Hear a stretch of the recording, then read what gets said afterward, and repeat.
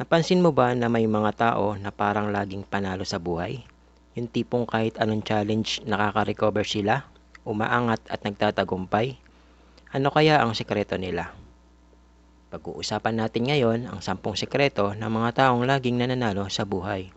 At baka isa ka dito. Ikaw din. Una, malinaw ang goals nila. Hindi sila basta-basta lang naglumalakad sa buhay. May direction sila, parang GPS.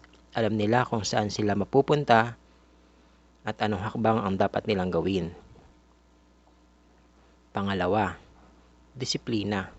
Kahit gaano kaganda ang plano, kung walang self-control, wala rin.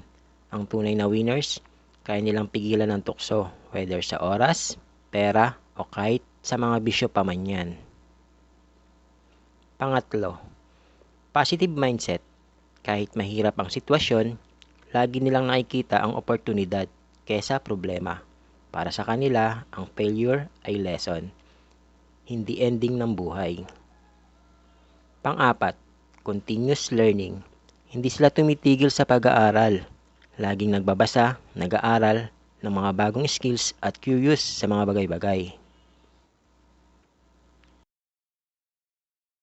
Panglima, action-oriented. Hindi puro plano o drawing. Ang sikreto, gawin agad.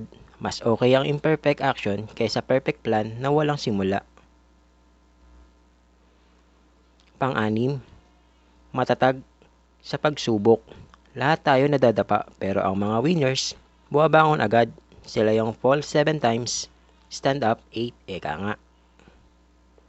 Pang-pito, marunong makisama. Winners know na hindi sila nag-iisa.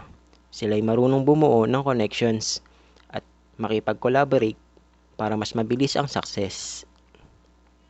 Pangwalo, time management.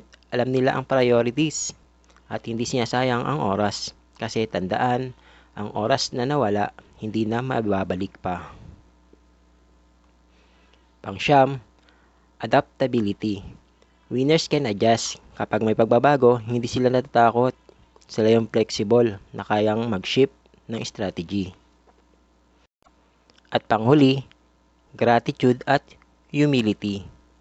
Winners stay humble kahit gaano kataas ang narating nila, marunong sila magpasalamat at hindi nagkakalimot sa pinagmulan. Sabi nga ng isang sikat na influencer, mata sa langit, paa sa lupa, power! Kaya kung gusto mong maging winner sa buhay, simulan mo sa mga secret na ito. Tandaan, success is not an accident. It's a result of habit and mindset.